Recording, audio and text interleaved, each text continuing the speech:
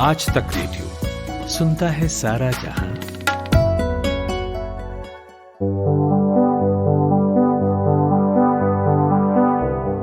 नमस्कार, मैं आनंद श्रीवास्तव।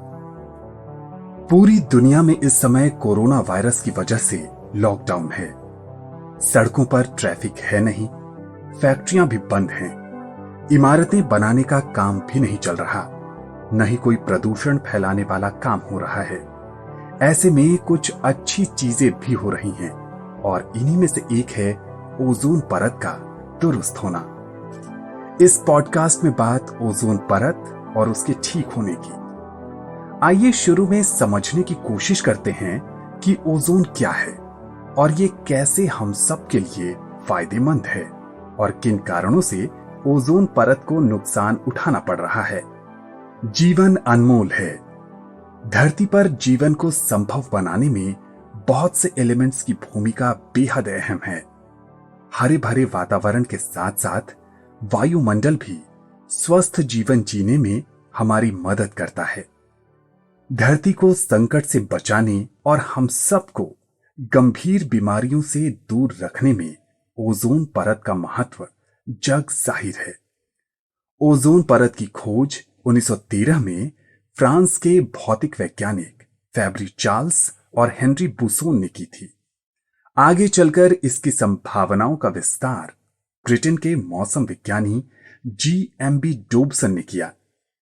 वैसे तो वायुमंडल में हल्के नीले रंग की ओजोन का कुल प्रतिशत अन्य गैसों की तुलना में बहुत कम है, लेकिन है ये बेहद काम की। ओजोन परत धरती के लिए एक सुरक्षा कवच का काम करती है।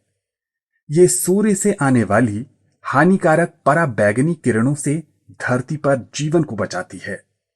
अगर पृथ्वी के चारों ओर ओजोन परत का ये सुरक्षा कवच नहीं होता तो शायद अन्य ग्रहों की तरह पृथ्वी पर भी जीवन संभव नहीं हो पाता। यदि पराबैंगनी किरणें पृथ्वी पर पहुंच जाती तो ज्यादातर लोग कैंसर जैसी गंभीर बीमारियों से परेशान हो जाते। सभी पेड़ पौधे नष्ट हो जाते। इन किरणों का लगभग 93 से 99% भाग ओजोन मंडल द्वारा सोख लिया जाता है, जिससे पृथ्वी पर रहने वाले जीव और वनस्पति तेज गर्मी और हानिकारक विकिरण से सुरक्षित बचे हुए हैं। इसलिए ओजोन परत हम सब के लिए सुरक्षा कवच की तरह है।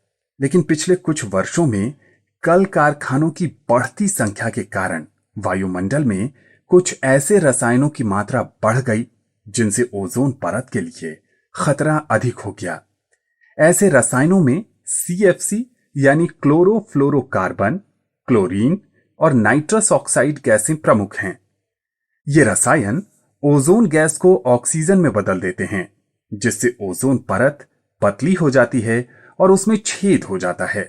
फ्रिज, एयर कंडीशनर, इलेक्ट्रॉनिक कलपुर्जों की सफाई, अग्निशमन यंत्र आदि में क्लोरोफ्लोरोकार्बन्स के उपयोग में लगातार वृद्धि होने से ओजोन परत के नुकसान की दर बढ़ रही है। बढ़ते मॉलिक्यूलर नाइट्रोजन वाले उर्वरकों का प्रयोग और समताप मंडल की ऊंचाई पर उड़ने वाले सुपरसोनिक विमानों से उत्पन्न होने वाली गैसों में नाइट्रस ऑक्साइड और क्लोरीन के मुक्त परमाणु ओजोन गैस से क्रिया कर उसे ऑक्सीजन में बदल देते हैं, जिससे ओजोन की परत को नुकसान हो रहा है। धरती पर पेड़ों की बढ़ती अंधाधुंध कटाई भी ओजोन के नुकसान का एक कारण है। जनसंख्या बढ़ने से जंगलों पर दबाव बढ़ता जा रहा है। हमने खुद को सफल बनाने के लिए न जाने कितने पेड़ों की कुर्बानी दे दी है। घने जंगलों के कारण जिन स्थानों पर हम कभी नहीं जाते थे, वहां अब आकर्षक अपार्टमेंट बन गए हैं और जिंदगी अपने रंग बिखेर रही है। पेड़ों की कटाई से पर्यावरण में ऑक्सीजन की मात्रा कम हो रही है, जिसकी वजह से ओजोन गैस के अणुओं का बनना कम होता जा रहा है। अमेरिकी अंतरिक्ष एजेंसी नासा के सैटेलाइट से मिली तस्वीरों के आधार पर कुछ समय पहले आई एक रिपोर्ट कहती है कि ओजोन परत पर उत्तरी अमेरिका के आकार जितना बड़ा छेद हो चुका है। प्रदूषण और मौसमी बदलावों की वजह से ओजोन परत को और ज्यादा नुकसान पहुंचता है। ओजोन परत के महत्व को ध्यान में रखते हुए पिछले 3 दशक से इसे बचाने के लिए महत्वपूर्ण काम किए जा रहे हैं। पिछले दिनों एक अच्छी खबर ये आई है कि ओजोन परत की छेद भर गई है। इसके कारणों को जानने की कोशिश करने पर कुछ अलग अलग तथ्य सामने आए हैं। पहले विश्लेषण के अनुसार यूनिवर्सिटी ऑफ कोलोराडो बोल्डर के रिसर्चर्स ने पता लगाया है कि पृथ्वी के दक्षिणी हिस्से में स्थित अंटार्कटिका के ऊपर बने ओजोन लेयर का छेद अब भर रहा है, क्योंकि चीन की तरफ से जाने वाला प्रदूषण अब उधर नहीं जा रहा है। हुआ यूं कि लॉकडाउन से पहले प्रदूषण का स्तर काफी ज्यादा था। पृथ्वी के ऊपर से चलने वाली जेट स्ट्रीम यानी ऐसी हवा जो कई देशों के ऊपर से गुजरती है, वो ओजोन लेयर के छेद की वजह से पृथ्वी के दक्षिणी हिस्से की तरफ जा रही थी। अब वो पलट गई है।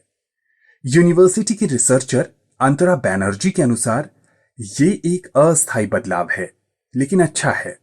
इस समय चीन में हुए लॉकडाउन की वजह से जेट स्ट्रीम सही दिशा में जा रही है।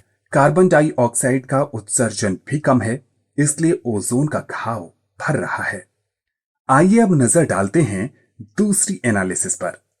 कॉपरनिकस एटमॉस्फेयर मॉनिटरिंग सर्विस के वैज्ञानिकों ने कहा है कि लगातार बढ़ता हुआ छेद असामान्य मौसम का नतीजा था। जब तेज हवाएं बर्फीली चोटियों की ऊपर की जमा देने वाली हवाओं में लगातार कई दिनों तक फंसती रहती है, तो वैज्ञानिकों की शब्दावली के अनुसार एक पोलर वर्टेक्स बनाती है। यह मजबूत दबाव अपने ही चारों ओर घूमती है। इससे इतनी ताकत पैदा होती है कि वो समताप मंडल की ओजोन में छेद कर डालती है।